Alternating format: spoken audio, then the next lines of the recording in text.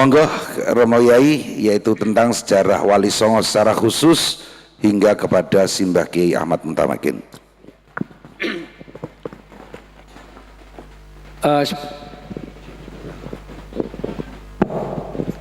Seperti yang sudah saya uraikan tadi, ya, tentang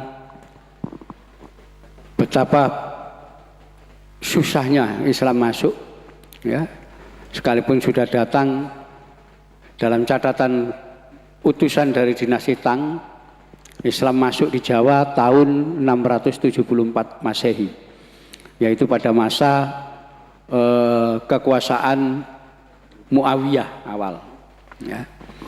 Tapi Islam tidak bisa berkembang. Salah satu faktornya karena aturan kependudukan di sini. Jadi masyarakat dulu dibagi menjadi 7 lapis masyarakat. Ya.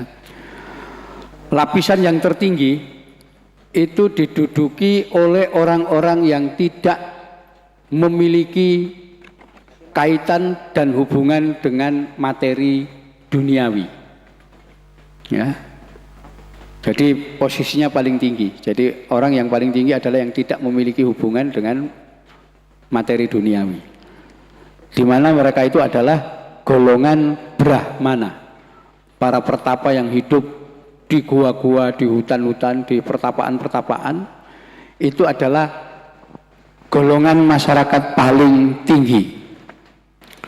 Di bawah Brahmana itu ada golongan kesatria, yaitu golongan dari masyarakat yang tidak diperbolehkan memiliki kekayaan pribadi, tetapi hidupnya dijamin oleh kerajaan. Ya, ini golongan ini.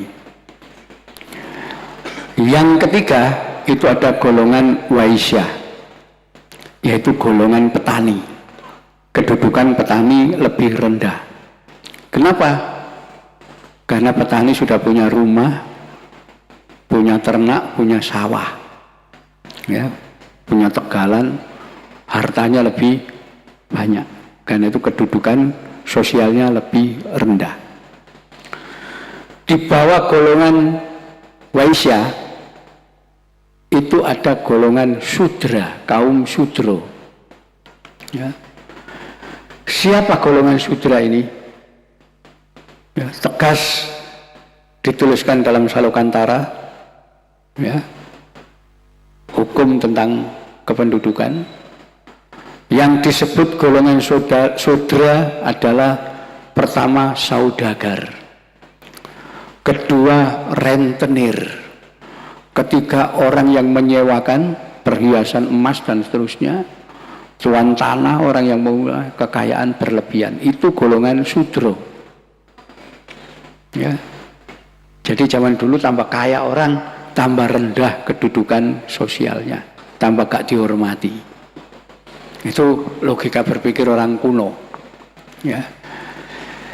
Nah, disinilah salah satu penghambat kenapa Islam gak bisa berkembang, karena yang datang ke sini saudagar, ya. Dengan naik kapal datang dagang di sini langsung menduduki status golongan Sudra. Golongan Sudra tidak boleh bicara agama. Di bawah Sudra ada golongan Candala. Ya. Siapa golongan Candala? Yaitu golongan yang memiliki hubungan dengan kematian. Ya. Orang yang hidup dari membunuh makhluk lain. Pertama disebutkan, siapa golongan Candala ini? Tukang jagal. Tukang jagal ini dibayar karena membunuh makhluk lain. Kedua, nelayan. Ya. Nelayan itu juga dia hidup, kenapa? Membunuh ribuan ikan itu untuk mendapat itu. Ya. Jadi yang pemburu, ya, itu dia hidup dari membunuh makhluk lain. Itu juga golongan Candala. Bahkan pejabat negara, ya, yang namanya Algojo, Singa Negara dan Singa Menggala, itu Algojo, itu masuk golongan Candala. Kenapa? Loh, dia dibayar karena bunuh orang, ya. Orang yang dijatuhi hukuman mati, dia yang bunuh. Karena itu dia masuk golongan candala. Dan orang-orang yang merawat kematian itu golongan candala. Di bawah candala ada golongan kilalan atau melecah. Semua orang asing. Ya, itu adalah golongan keenam di bawah. Nah, yang paling rendah itu ada namanya golongan tuca. Ya. Siapa golongan tuca ini? Maling, rampok, begal, penipu itu golongan ini. Jadi dulu itu digolongkan begitu. Kalau sudah pernah maling, mencuri dan seterusnya, oh kamu masuk golongan tuca. Seanak turunmu gitu. Itu orang dulu begitu. Ya. Nah, inilah salah satu yang menghambat kenapa Islam tidak bisa berkembang di sini. Pertama, kebanyakan yang menyebarkan itu dulu saudagar, golongan sudra. Nggak boleh bicara agama sudra. Yang kedua, orang asing, golongan tuca, melecah atau kilalan, terhambat. Ya. Itulah ketika utusan dinasti Tang tahun 674 Masehi mencatat saudagar dari Timur Tengah datang ke Jawa, zaman kerajaan Kalingga, ratunya Ratu Sima. Itu sampai ratusan tahun Islam tidak dianut pribumi Indonesia. Ya. Sampai kemudian ada orang Italia itu yang mengabdi kepada Kaisar Kubilai Khan, namanya Marco Polo. Marco Polo ini kembali dari Cina lewat laut dan singgah di pelabuhan Perlak di Aceh. Ya. Marco Polo mencatat di kota pelabuhan Perlak dia menemukan komunitas orang-orang Cina, ya, yang hidup dengan berdagang di sana. Itu banyak jumlahnya. Menurut kesaksian Marco Polo, semua Cina yang berada di kota pelabuhan Perlak Muslim. Penduduk pribumi Perlak masih menyembah batu, pohon-pohon, ibadahnya di gua-gua. Artinya penduduk Aceh belum Muslim. Ya, tahun 1292 itu catatan. Ya. 100 tahun kemudian ya, terjadi pergantian kekuasaan dari dinasti Yuan ke dinasti Ming di Cina sana.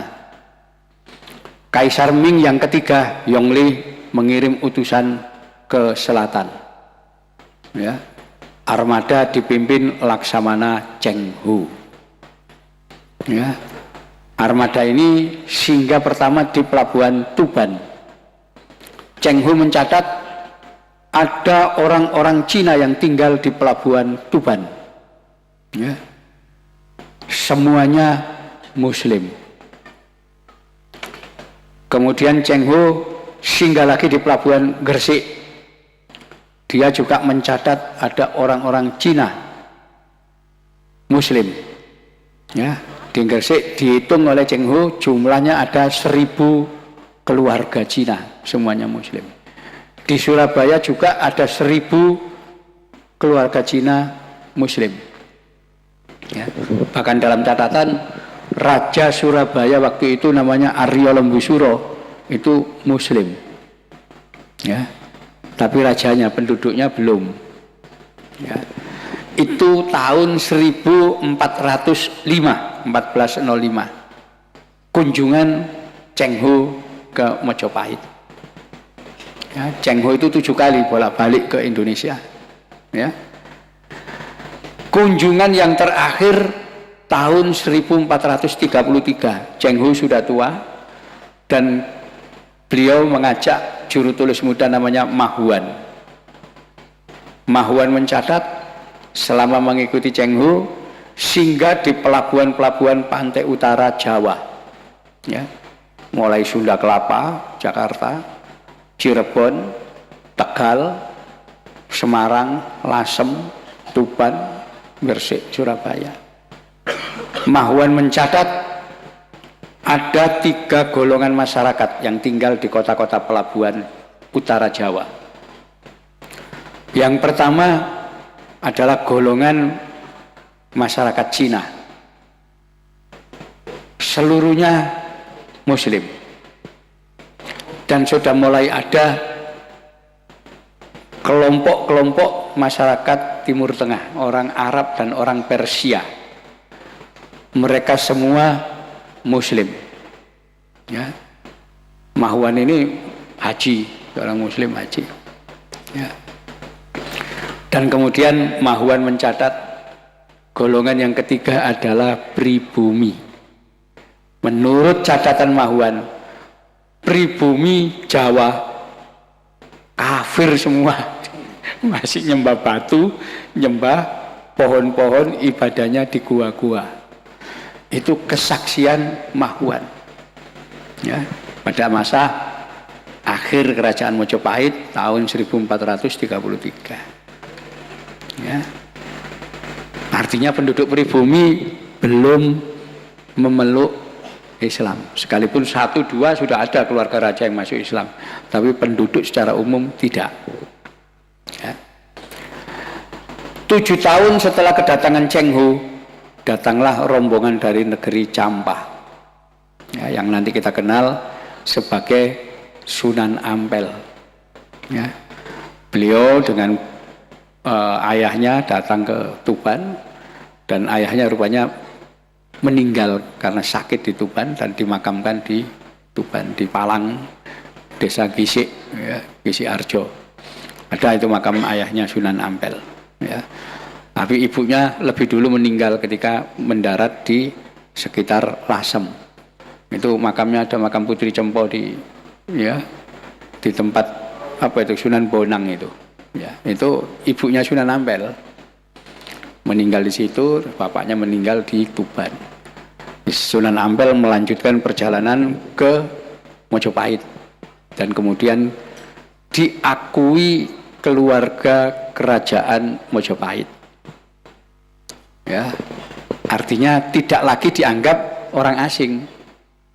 Ya, bagaimana Mojopahit bisa mengakui orang dari negeri Campa ini sebagai keluarga kerajaan? Ya, padahal tidak boleh menurut aturan. Orang asing tetap orang asing. Bagaimana Sunan Ampel bisa diakui keluarga? Kenapa? Beliau menunjukkan satu bukti, ya, bahwa beliau adalah keturunan Ratu Tapasi dari Singosari. Ya. Jadi ini banyak yang tidak diketahui orang. Ya, sejarah Wali Songo ini. Ketika Prabu Kertanegara menggalang kekuatan untuk mempersatukan Nusantara, ya, beliau mengirim Pamalayu menaklukkan Sumatera dan semua semenanjung Malaya. Nah, kemudian beliau menggabungkan kerajaan Campa sebagai bagian program Nusantara. Kerajaan Campa itu letaknya di Vietnam Selatan dan Kamboja. Ya. Di situ Prabu Kertanegara mengawinkan adik kandungnya namanya Ratu Tapasi dengan Raja Campa Jaya Simawarman ketiga. Ya. Itu adiknya Kertanegara, artinya putri dari Singosari. Inilah beliau yang punya keturunan 2 orang, ya, Adirasa dan Adiraja. Yang Adiraja pulang ke Mojopahit, ya, yang Adirasa tinggal di situ. Adirasa inilah yang nanti akan menjadi kakek buyutnya Sunan Ampel. Ya, jadi dari neneknya Sunan Ampel itu punya darah Singosari. Ya, karena itu ketika datang membawa bukti-bukti kita keturunan Singosari, buktinya ini. Langsung diakui di Mojopahit, ya benar. Itulah kemudian kakak tertuanya Sunan Ampel, Raden Ali Murtado, itu diangkat sebagai Raja Pandita di Gresik. Ya, Raja Pandita itu menteri agama merangkap hakim tinggi untuk agama Islam. Kalau untuk agama Hindu namanya Dharma Diaksa Kasaiwan, untuk agama Buddha Dharma Diaksa Kasogatan. Untuk agama Karsian dan agama lokal itu Menteri Herhaji. Nah, baru diangkatlah untuk umat Islam Raja Pandita. Sunan Ampel sendiri diangkat menjadi imam di Surabaya. Dan kemudian dikawinkan dengan cucunya Raja Surabaya Muslim Aryo Lembusuro, ya, namanya Nyai Ageng Manilo. Itu nanti akan menurunkan Sunan Bonang dan seterusnya. Itu ada catatan, ya. Disitulah para sunan ini menduduki jabatan sebagai golongan Brahmana, orang-orang suci, ya, yang tidak memiliki kekayaan duniawi, ya. Jadi saya waktu nyusun buku Atlas Wali Songo itu sempat saya cari di mana sebetulnya rumahnya para wali. Ternyata nggak ada, nggak punya rumah. Jadi beliau tinggalnya di masjid seperti Kanjeng Nabi itu. Jadi tidak punya rumah pribadi, yang udah ada para wali itu. Ya. Oh, makanya beliau menjadi golongan Brahmana paling tinggi. Orang yang punya kewenangan untuk mengajarkan agama. Ya, disitulah Islam berkembang begitu cepat karena diajarkan oleh para Brahmana, yaitu para sunan. Itu basa Jawa, basa Kawi Susuhunan itu artinya guru suci, tapi juga bisa berarti raja, ya. Karena di antara sunan itu ada juga yang raja. Sunan Giri misalnya, itu beliau raja. Kenapa? Keturunan dari kerajaan Blambangan. Karena itu Giri punya kedaton, Giri kedaton, dan Sunan Giri diberi gelar Prabu Satmoto. Kalau bukan raja tidak mungkin diberi gelar Prabu. Ya, jadi itu, karena itu Susuhunan itu artinya guru suci atau raja. Surakarta sampai sekarang masih pakai gelar Sunan, ya, itu raja artinya. Itulah Islam mulai berkembang di sini, ya.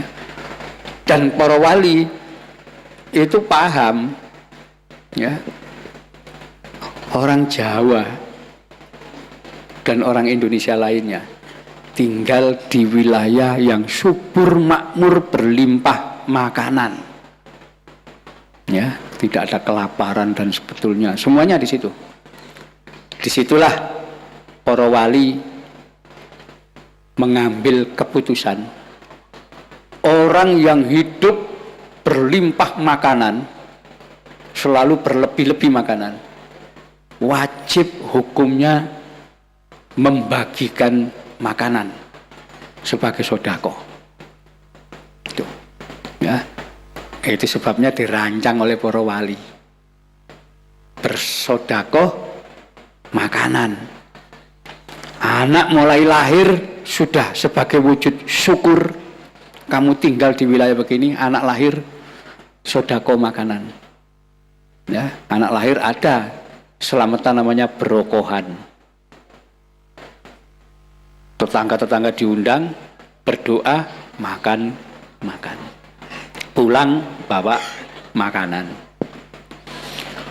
Bayi usia 7 hari puput pusar,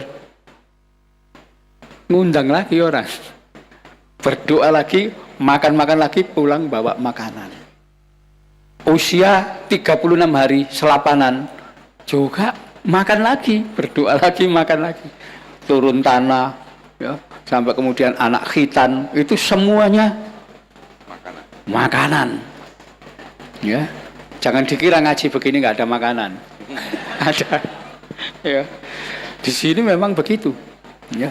Jadi sampai orang nanti kawin, ya, seterusnya, itu makanan. Sampai ketika orang meninggal, sodako makanan.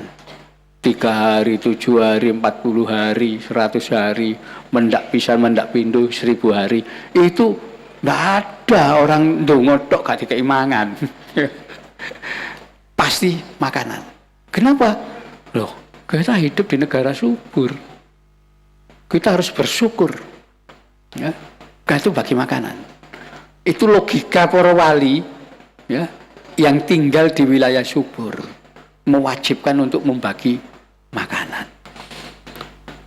Karena itu ini tidak berlaku ya di Afrika, di Arabia sana yang nggak ada makanan. Ya.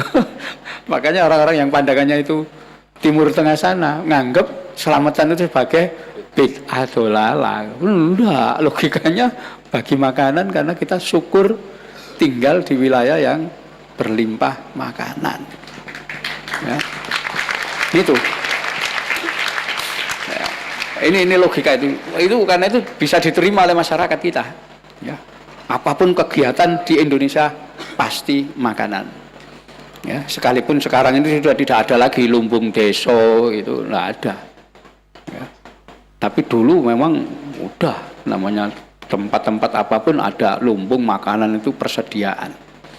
Ya, di sini kita sekarang itu nggak tahu logikanya gimana, malah impor beras, semuanya impor. Ya. Sampai garam aja impor. Ya, gimana itu anunya? Ya. Itu. Jadi pendekatan yang dilakukan Wali Songo itu ya pendekatan yang bisa diterima oleh masyarakat. Ya. Nah, ciri-ciri masyarakat dari dakwah Islam, ya, itu adalah munculnya hal-hal yang bersifat kerakyatan. Kesenian rakyat muncul justru zaman Islam. Zaman Mojopahit nggak ada. Ya.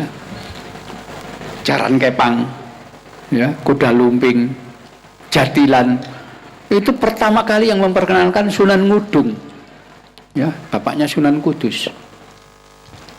Sebelum itu zaman Mojopahit nggak ada jaranan itu, ya.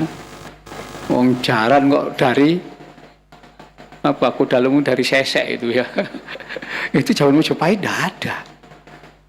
Nanti reok itu Bathara Katong, ya.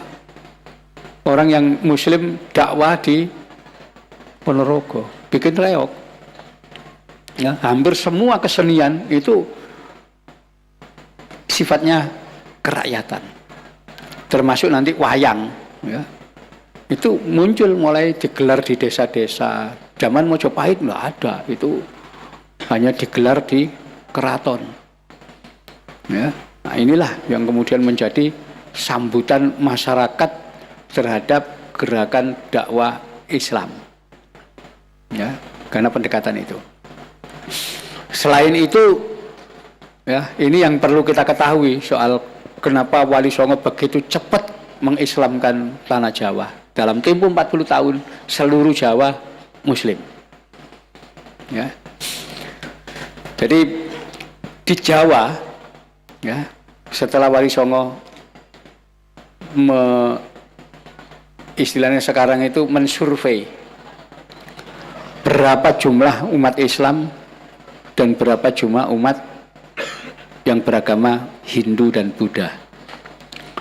Ternyata diperoleh data penduduk yang menganut agama Hindu dan Buddha itu hanya orang keraton. Masyarakat di luar keraton itu ternyata penganut agama kuno, Kapitayan.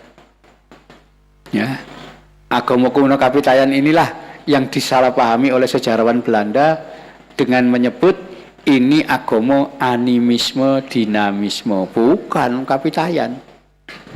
Ya. Kapitayan itu adalah agama yang menyembah, ya, sesembahan yang disebut Sang Hyang Taya. Taya itu artinya kosong, suwung, tidak bisa dijelaskan, tidak bisa digambarkan. Karena itu hanya didefinisikan taya itu artinya tan keno kinoyo ngopo, tidak bisa diapa-apakan. Ya, itu. Itulah kenapa Islam dulu sulit dikembangkan, karena saudagar-saudagar zaman dulu menganggap bahwa Allah itu ada di harus ada tempatnya, duduk di singgasana di kursi. Nah, menurut orang Kapitayan, loh itu apa bedanya dengan Hindu? Dewa-dewa yang duduk di singgasana di itu nggak mau orang. Ya, jadi itu pertama kali. Ya, karena itu orang Jawa zaman kuno itu kalau melakukan sembahyang itu menghadap ke arah gua. Gua itu kosong. Ya, jadi menghadap ke arah kosong. Itulah pada zaman megalitikum orang-orang Kapitayan ini mampu membuat rumah ibadah yang disebut dengan nama sanggar. Ya, bentuknya segi empat, bagian tengah ada lubangnya, kosong subung. Ibadahnya menghadap ke situ. Ya, itulah Wali Songo ketika melihat ajaran-ajaran Kapitayan, mereka lihat tuh mirip sekali dengan Islam ini gitu loh.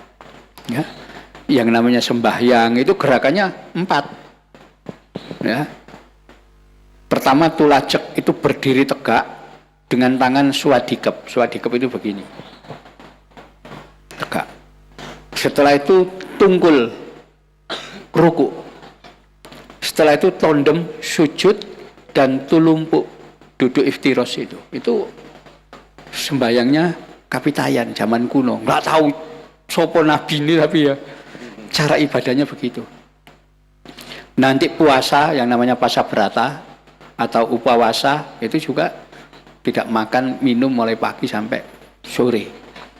Ya, yang mereka lakukan tiap waktu adalah poso dino pitu, puasa hari 7. Ya, bukan hari 7 hari puasa, enggak, cukup 2 hari, yaitu hari kedua dan hari kelima. 2 tambah 5 sama dengan 7. Jadi orang yang puasa hari kedua dan hari kelima itu sama dengan puasa 7 hari.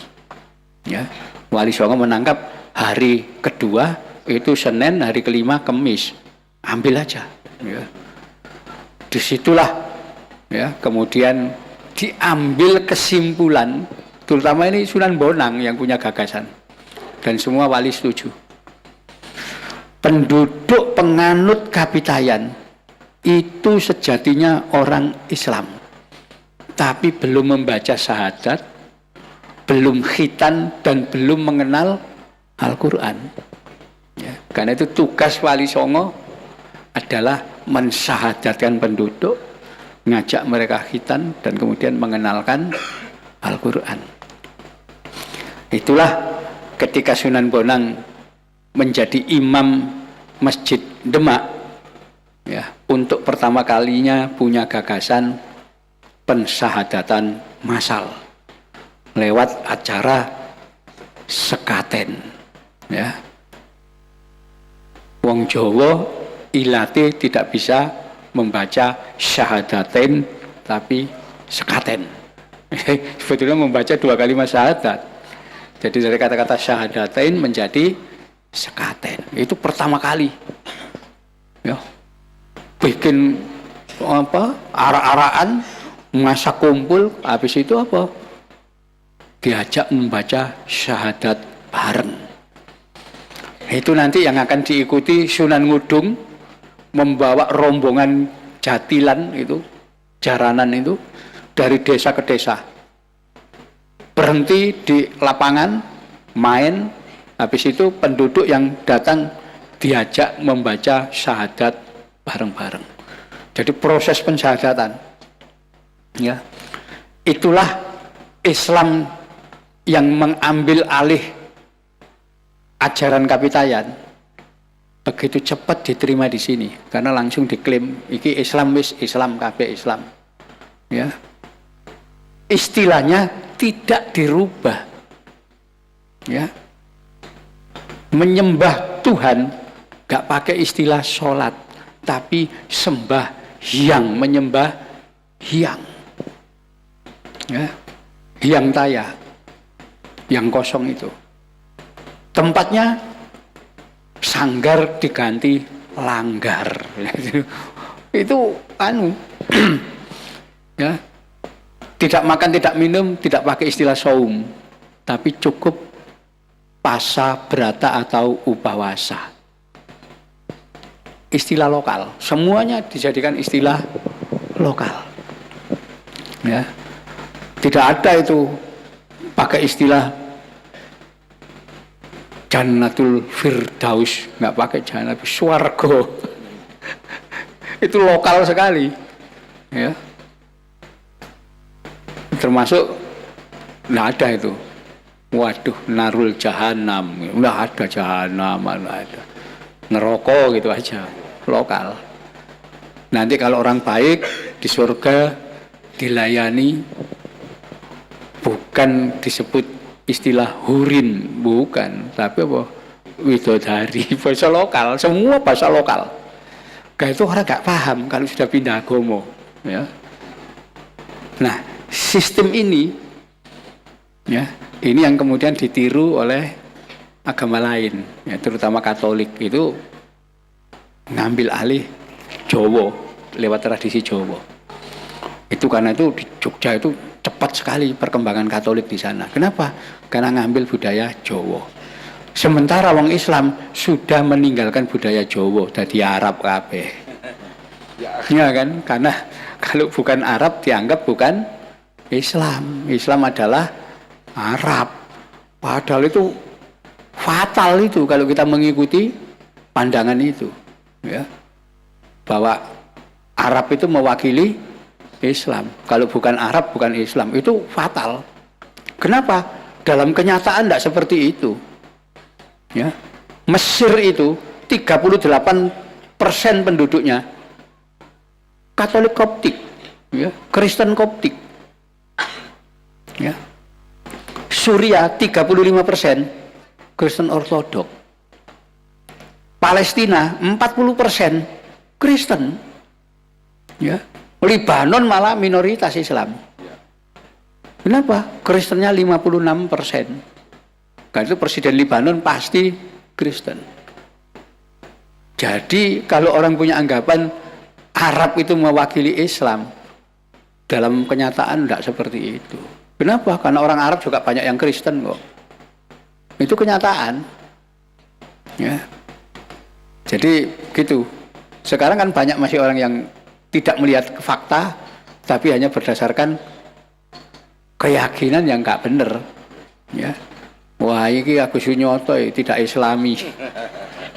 Kenapa? Jeneng-jeneng Jawa gitu. Ya. Jadi mereka selalu begitu. Itu keliru. Ya. Kenapa Wali Songo dulu semua lokal? Karena tidak ada satu tempat pun, ya, di seluruh Jawa dalam proses Islamisasi yang berubah menjadi nama Arab, kecuali Kota Ngudung yang kemudian berubah menjadi Kudus. Itu satu-satunya. Yang lain tetap nama Jawa, Demak ya Demak, Jeporo semuanya. Tidak ada yang berubah. Itu artinya Wali Songo tidak mengubah esensi budaya, justru malah itulah dimasuki agama Islam. Ya, yang sampai kita kenal sekarang itu sebetulnya adalah warisan Wali Songo. Ya, yang kita kenal Islam Nusantara macam-macam itu adalah warisan Wali Songo.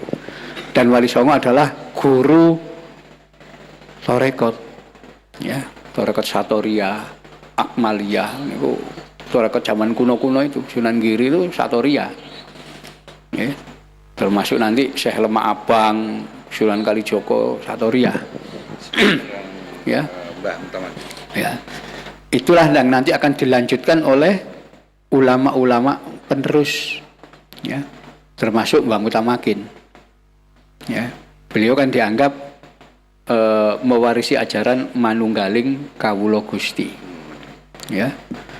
Lah kalau kita belajar baca tulisan Wali Songo, mana ada Wali Songo yang bukan Manunggaling Kawula Gusti? Semua Sunan Kalijogo, Manunggaling Kawula Gusti. Ajaran tentang sangkan paraning dumadi, martabat pitu, itu wahdatul wujud semua. Ya, di situ. Ya, masih ada, silakan nanti dibaca, tapi tulisan Jawa. Ya.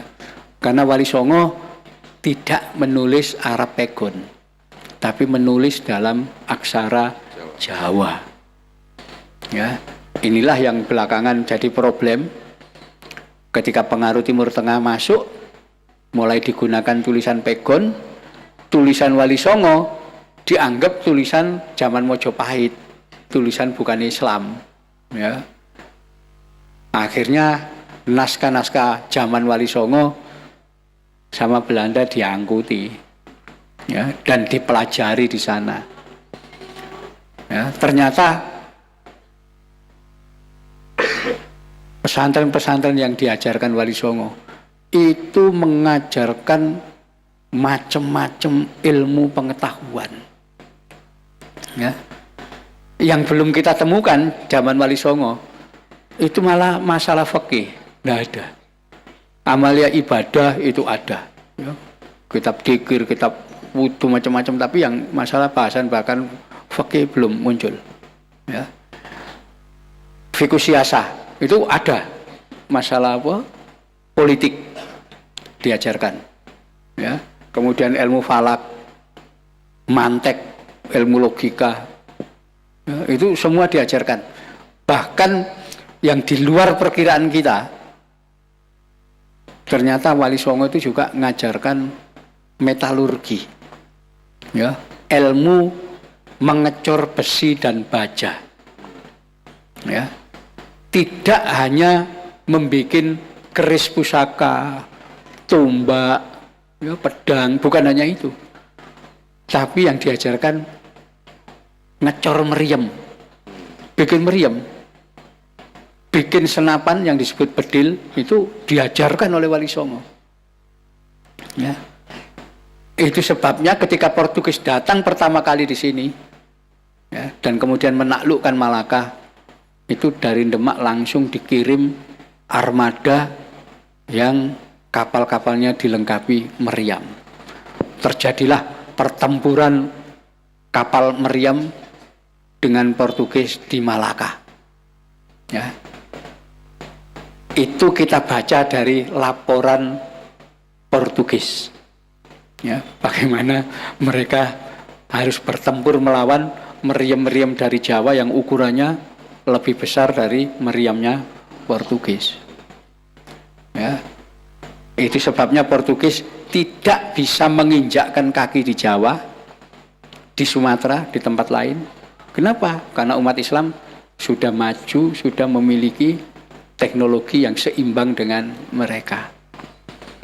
Ini, ya, sampai ketika Belanda tinggal di Batavia, ya, di Sunda Kelapa yang nanti jadi Jakarta, itu masih diserang sama Sultan Agung, nggak boleh.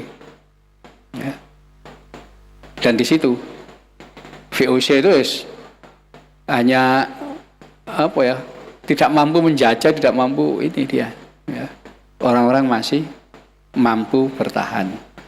Justru akhir abad 17 itulah mulai terjadi perubahan di pesantren, di mana pesantren-pesantren lebih banyak, ya, mengorientasikan pendidikannya ke arah ilmu-ilmu yang sifatnya fikih. Ya. Di situ mulai merosot. Itu nanti kita lihat bagaimana Mbah Mukamakin sampai diadili. Kenapa? Loh, beliau itu ngilmune tasawuf. Ya. Diadili dengan fikih. Yo, nggak ketemu. Dasarnya beda. Nanti silakan dibaca di Serat Cebolek itu. Ya. Nah, yang tidak dipahami oleh ulama-ulama fikih seperti Khatib Anom dan seterusnya, bahwa keraton Surakarta waktu itu juga nganut tarekat Akmalia Satoria sing manunggaling kawula Gusti. Ya, itu sebabnya tidak ada hukuman untuk Mbah Mutamakin, dianggap nggak melanggar. Kenapa? Karena keraton ajarannya sama.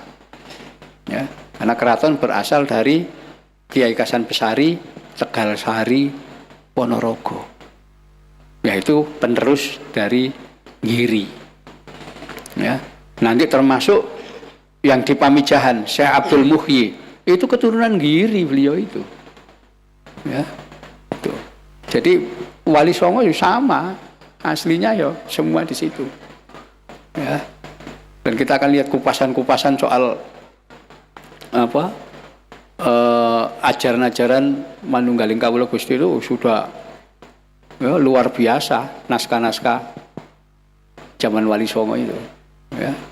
Jadi mulai Suluk Wujil itu Sunan Bonang, ya. Suluk Linglung Sunan Kalijogo, ada Kidung Purwojati dan seterusnya. Itu banyak tulisan-tulisan itu, ya, membahas masalah apa ketauhidan, lagu-lagu. Ya, memang tidak bisa dipandang dengan apa kacamata fikih, karena fikih itu kan dalilnya itu akli, ya akal. Ini enggak, sini kolbiyah sifatnya. Jadi ini perubahan-perubahan yang terjadi. Nah, jadi Wali Songo itu luar biasa, dan ulama-ulama seperti Mbah Mutamakin itu ya memang penerus dari ajaran lampau. Ya. Kenapa? Karena beliau masih berurutan dengan Sultan Adiwijaya, Sultan Pajang, keturunan dari Pangeran Benowo. Ya, itu memang ada silsilah begitu. Ya.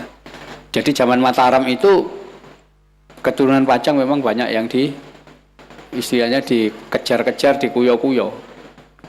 Itu menyebar di berbagai tempat. Ya, salah satunya nanti ada Kajen di Pekalongan sana.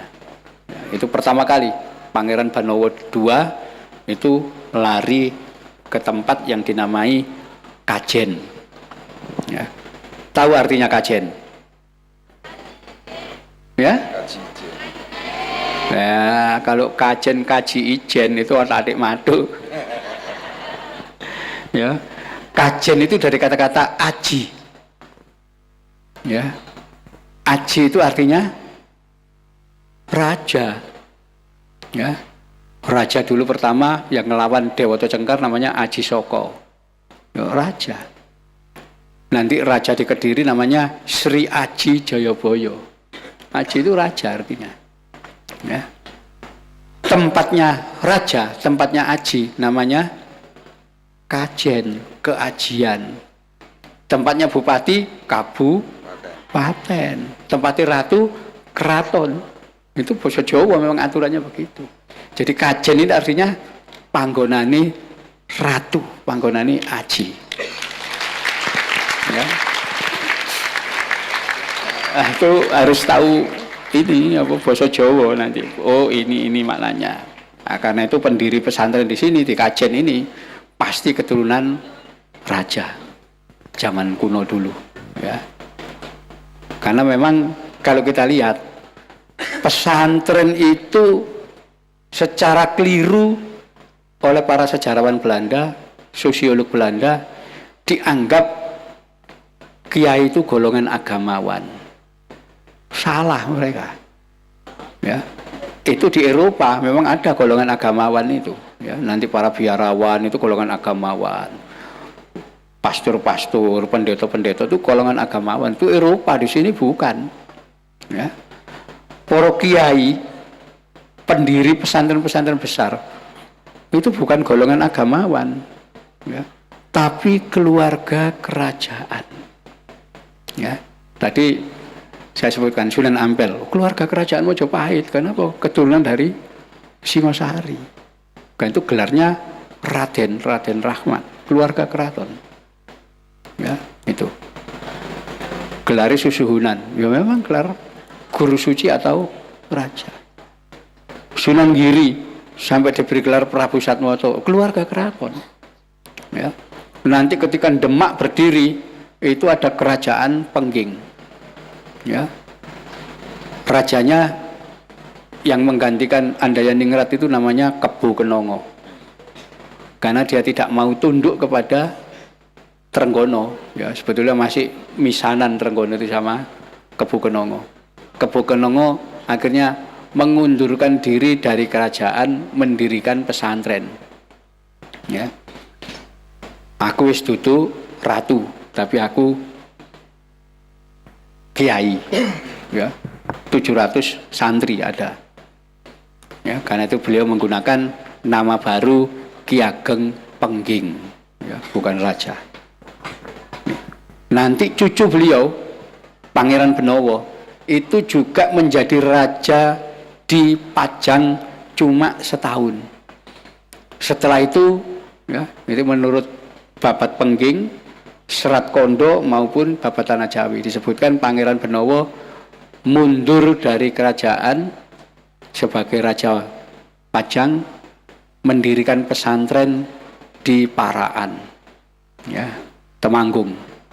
Itu dicatat. Jadi, yang mendirikan ini Pangeran Benowo, ya. Nanti termasuk pesantren Melangi. Itu Mbah Nur Iman itu, ya, kakak tertuanya Hamengkubuwono pertama.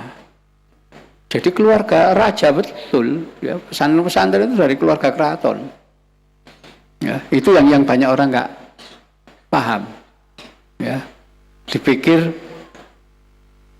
kiai itu gelar apa dari kata-kata ikiai. Wah, ini gak ngerti orang ini.